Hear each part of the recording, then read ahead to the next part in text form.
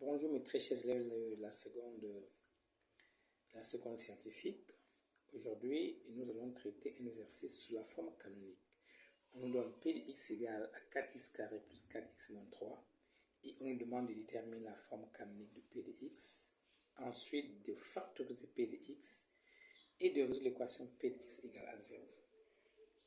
Donc, à votre niveau, chers élèves, les polynômes de second degré, on utilise la forme canonique pour savoir si ces polynômes sont factorisables et si elles le sont, cette même forme canonique nous permet de factoriser ces polynômes.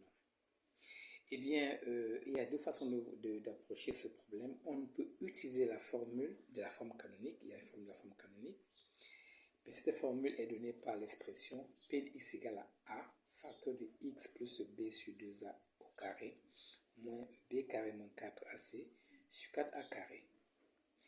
Et ça, c'est pour un polynôme du second degré dont la forme générale est ax carré plus b plus c et plus c tout simplement, avec a différent de 0. Ici, et pour faciliter la tâche, quand vous n'êtes pas encore très apte, on vous conseille de bien écrire votre a. Le a, c'est le coefficient de x carré, le nombre qui est devant x carré.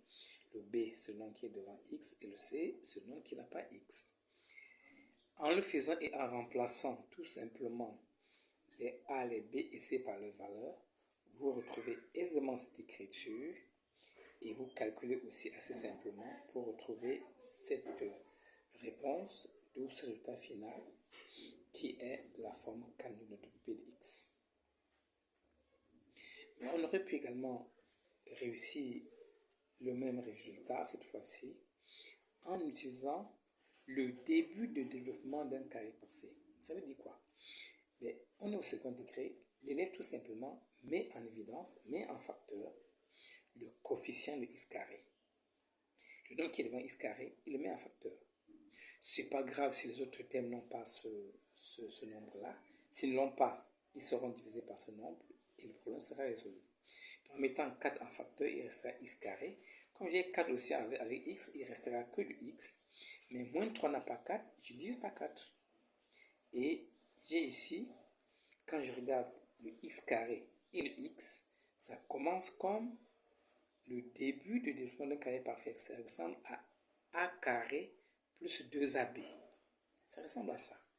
Donc justement, je vais l'écrire un tout petit peu tout seul pour bien le voir et essayer d'appliquer ce raisonnement-là et voir ce que je peux faire. Alors, qu'est-ce qu'on vous conseille à ce niveau? Dès que vous arrivez à ce niveau, vous voyez bien que x carré est le carré de x. Mais comment faire pour trouver le deuxième terme? Puisqu'on a a plus b. A c'est x, d'accord, mais que vaut b? Bien, on vous dit tout simplement de venir devant le terme qui a x, prendre la moitié et vous aurez votre b. Prenez la moitié de ce que vous avez, la moitié donc qui est devant x, et vous avez votre b. Donc comme c'est 1 qui est devant, on prend la moitié de 1 et on aura donc 1 demi. Nous avons donc 1 demi ici. On prend donc cette moitié et on lève tout ça au carré. Si vous développez x plus 1 demi au carré, vous aurez bien x carré plus x, mais vous aurez aussi un quart après. Donc en écrivant comme ça, vous ajoutez un quart. Il faudrait donc enlever le carré de ce deuxième terme-là. Donc ici, le carré de 1 demi, c'est un quart. Je l'enlève parce que je l'ai ajouté pour ne pas changer l'expression. Donc je l'ai enlevé, c'est pour le moins 1 quart.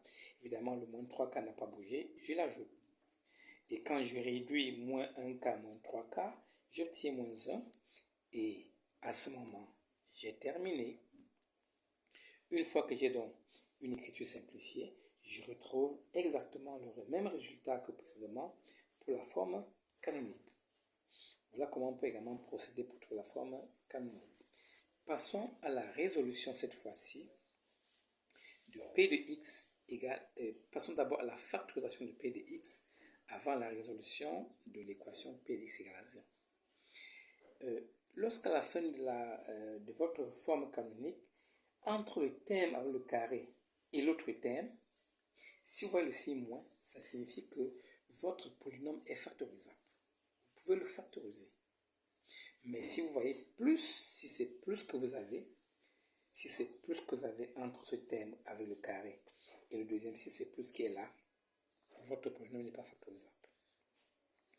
Mais comme c'est moins pour notre cas, il est factorisable justement avec le a carré moins b carré. Donc a moins b, facteur de a plus b. Nous appliquons le a carré moins b carré. La formule c'est a moins b, facteur de a plus b. C'est ce qu'on a appliqué et nous arrivons ici. On peut bien sûr s'arrêter là, mais on peut également voir que 4 peut être décomposé en 2 fois 2. Comme j'ai un demi de part et d'autre, je multiplie le premier facteur par 2, le deuxième par 2 également, pour simplifier, et j'obtiens une écriture simplifiée qui est donc 2x moins 1, facteur de x plus 3. Si vous faites la preuve, vous pouvez développer également cette partie. Vous aurez exactement 4x carré. Vous aurez 6x moins, ça fait plus 4x moins 3. Et vous retrouvez exactement la forme développée. C'est la preuve que vous avez bien fait votre travail. Quand vous avez développé la forme factorisée, vous retrouvez également votre P de x initial. Alors, pour résoudre P de x égale à 0, rien de plus facile. 1 pour le facteur est nul si l'un des facteurs est nul. Donc, vous le faites assez aisément.